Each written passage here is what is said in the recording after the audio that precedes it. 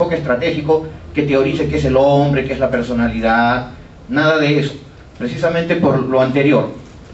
Cada quien construye su propia realidad y no están excluidos de esa idea los psicólogos o los terapeutas. Siguiente. El pensamiento estratégico se interesa por la funcionalidad del comportamiento frente a los problemas de la existencia y la convivencia. Entonces, lo que nos importa es cómo modificamos, cómo generamos el cambio. ¿Sí? Siguiente. No se interesa por el sujeto en sí, sino por el sujeto en relación. Por algo somos sistémicos. Sabemos que todo lo que el ser humano tiene dentro, su conducta, es siempre relacional. Es en relación a otras personas. Nadie tiene bulimia, anorexia, obsesiones o depresión simplemente porque ésta surgió como una planta en su cabeza.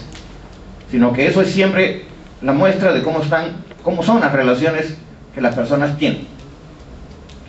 Se pasa de los sistemas teóricos cerrados a los abiertos. Es decir, concepciones tan cerradas como el psicoanálisis, el conductismo, la Gestalt, incluso el humanismo, ya no son vistos como algo útil. Un terapeuta tiene que ser abierto e incorporar todo aquello que le sirva y eliminar todo aquello que no le sirva. Se pasa de la causalidad lineal a la causalidad circular. Entender que toda nuestra conducta siempre es interacción, ¿no? Y que cuando hablamos de causas y efectos también tenemos que hablar que todo efecto es causa a su vez de la causa inicial. De la ortodoxia a la duda metódica, ¿no? Difícilmente van a encontrar ustedes un terapeuta sistémico estratégico que sea pues ortodoxo. Si es ortodoxo significa que no aprendió bien su lección, ¿no? Aprendió las técnicas tal vez. La segunda herejía, empezamos diciendo de que el hombre es tan perfectible y tan corrompible como que puede enloquecer por medio de la razón. De hecho, pues muchos problemas son básicamente vanos juegos de razonamiento o pseudo razonamiento, ¿no? Como que la gente se pierde en sus ideas y termina sufriendo por ello. Siguiente. La tarea del terapeuta entonces no es el análisis de lo profundo y de la búsqueda de causas. Difícilmente ustedes van a obtener un informe de un terapeuta estratégico que tenga más de 2 caras. Y eso es mucho, quién sabe. Porque si tú esperas que te diga cómo está el área emocional, el área intelectual, el área afectiva, el área así, el área asá, eso sería darte un mapa o una foto congelada de algo que es un proceso y decir la persona es así, cuando en realidad es así en el momento en que le tomaste la foto, porque la persona nunca es de un modo determinado. Así como Heráclito decía, nadie se baña 2 veces en el mismo río, la persona no es 2 veces la misma persona, siempre depende de dónde esté y con quiénes esté. Es la búsqueda de lo que funciona y de cómo se puede cambiar la situación de los sujetos, parejas y familias. Lo que funciona, eso es lo que importa, ¿no? Si tenemos algún lema es lo práctico. La gente no viene a conocerse, salvo uno que otro por ahí, ¿no? La gente viene a que lo ayuden a cambiar. Incluso, aunque la gente viene a decir, quiero saber cómo soy y por qué me pasa lo que me pasa, lo que está queriendo decir es, quiero saber cómo soy y por qué me pasa lo que me pasa para poder cambiar. Entonces, si nosotros le podemos ofrecer la parte final, oye, aunque no sepas quién eres y no sepas por qué te pasa lo que te pasa, si te ayudamos a cambiar, ¿sería suficiente para ti? Por supuesto. Por supuesto, sale más barato encima, ¿no? Es el paso del saber por qué al saber cómo. El por qué es solo un juego retórico. ¿Sí? El por qué según quién.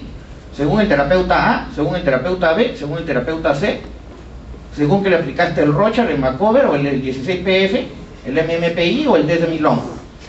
Estandarizado aquí, estandarizado ¿dónde? O según quién interpretó el Macover.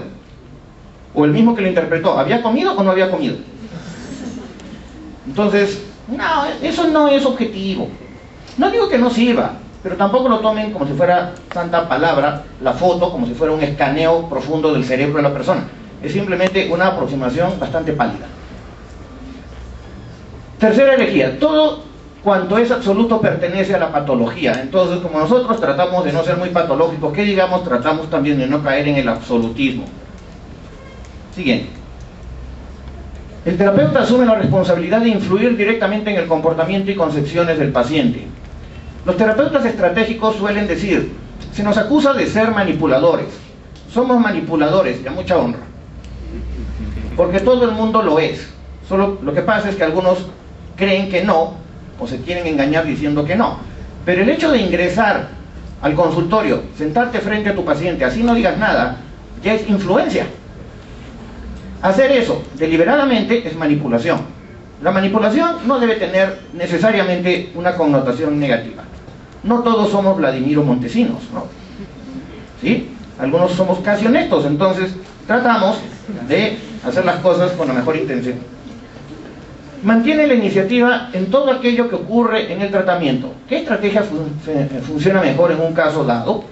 Entonces el terapeuta no solo confía en los procesos, sino que también trata de ayudarlos, interviniendo de una manera que sea breve, puntual, sin atiborrar al paciente con un montón de cosas, y esperando que esa intervención produzca un cambio.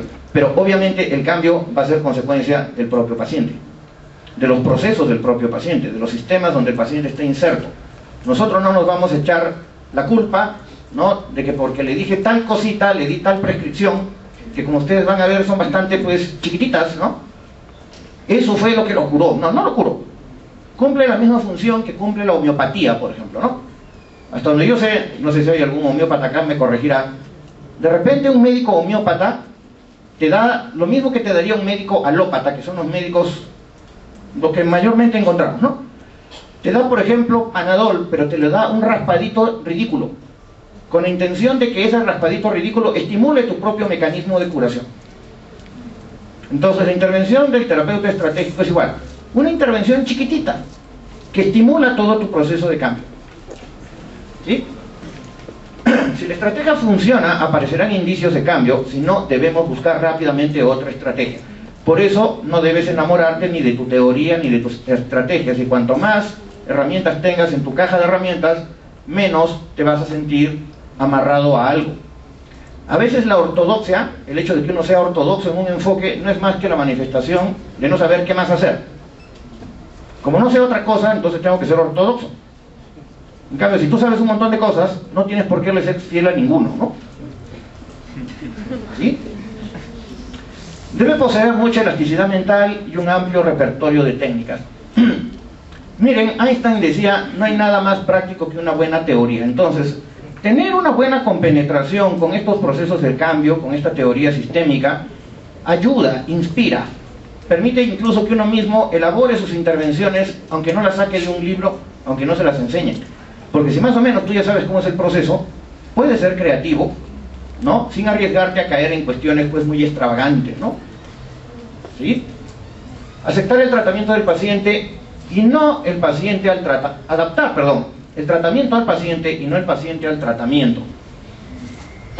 Por ejemplo, en este enfoque sistémico breve, la idea de un paciente resistente es inconcebible. No, no es un paciente resistente, es un terapeuta poco creativo.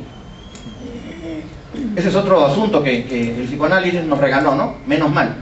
La idea de que el paciente no cambia a pesar de nuestros buenos esfuerzos y a pesar de nuestra infalible técnica. Si el paciente no cambia, es por culpa del paciente. Es resistente, o no está preparado para el cambio, no ayuda. No, señor. Es porque tú no te adaptas a él y quieres que él se adapte a tu idea.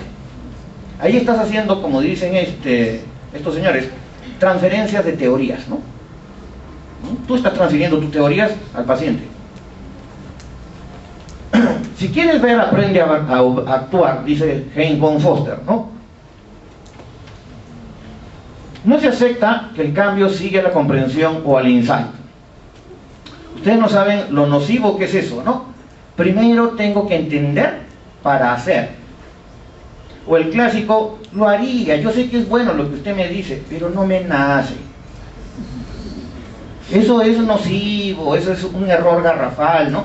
Parte de la idea de que primero tienes que entender o primero te tiene que nacer para que la conducta siga a lo demás. Y yo siempre pregunto, ¿y dónde está la voluntad? Aunque no lo entiendas, aunque no te nazca, aunque no comprendas, tienes la voluntad para actuar.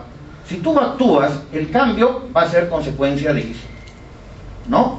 El insight, la modificación de pensamientos, incluso hasta la motivación van a surgir como consecuencia del comportamiento. Eso ya está bastante estudiado como para pensar que por ahí va la cosa, ¿no? Para cambiar lo mental primero hay que obrar, entonces. El cambio se consolida y se